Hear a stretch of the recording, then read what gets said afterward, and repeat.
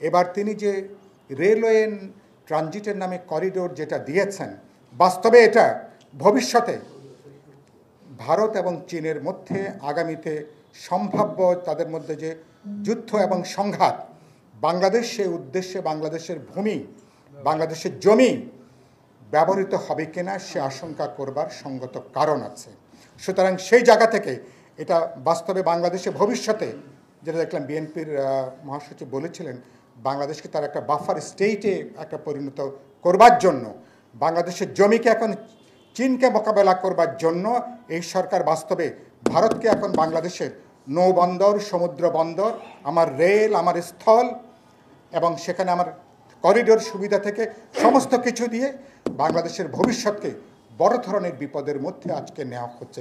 সে কারণের জন্য এই সরকারের কাছে ভোটের অধিকার, গণতন্ত্র যেমন নিরাপদ নয়, আমার স্বাধীনতার সার্বভৌমত্ব, জাতীয় নিরাপত্তাও আজকে পুরোপুরি এটাও আজকে বিপন্ন। নগদের কাছে সব গ্রাহকই প্রিয়, তাই তো সারা দেশে ক্যাশ আউট চার্জ সবচেয়ে কম। ফলে যুদ্ধের ময়দানে দেখছেন না, অনেক সময় শত্রু এক পক্ষ তারা তাদের পক্ষ ত্যাগ করে অন্য পক্ষে তখন তারা যোগ দেয়।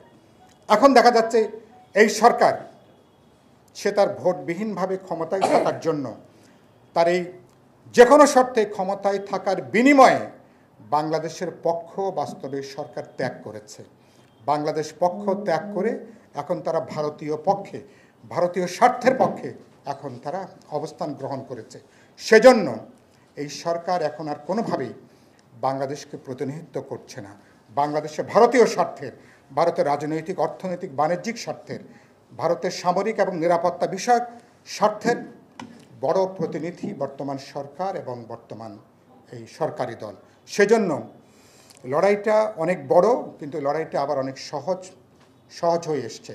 সে কারণের জন্য আমরা বলবো, এই যে পরিস্থিতি, বাংলাদেশের কোনো দেশপ্রেমিক মানুষ, অল্প কিছু বেঈমান দেশদ্রোহী ছাড়া কোনো মানুষ এইসব অশুভ তৎপরতার কেউ সমর্থন করতে পারে না। এমনকি আওয়ামী লীগের যারা কর্মী সমর্থক, আওয়ামী লীগের হাজার হাজার লক্ষ লক্ষ যারা কর্মী সমর্থক, সরকারের এই দেশ বিরোধী, নিরাপত্তা বিরোধী এই তৎপরতা তারাও নিশ্চয়ই সমর্থন করবে না।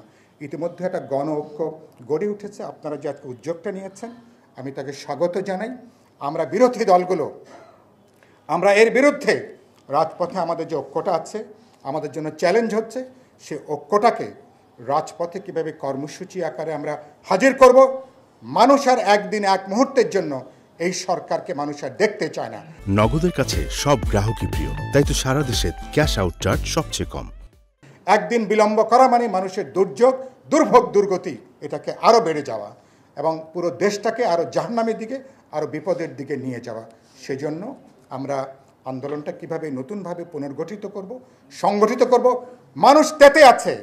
ফলে মানুষ একটা সিদ্ধান্তমূলক আন্দোলনের জন্য মানুষ তৈরি আছে।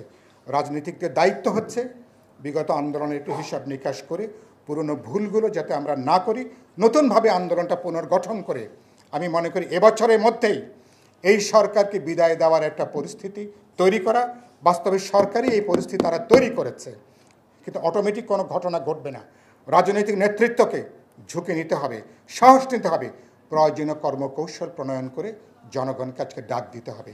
আমি আশা করি অচিরেই সে ব্যাপারে আমরা এগোতে পারবো। আমরা দেশকে রক্ষা করব, জনগণকে রক্ষা করব।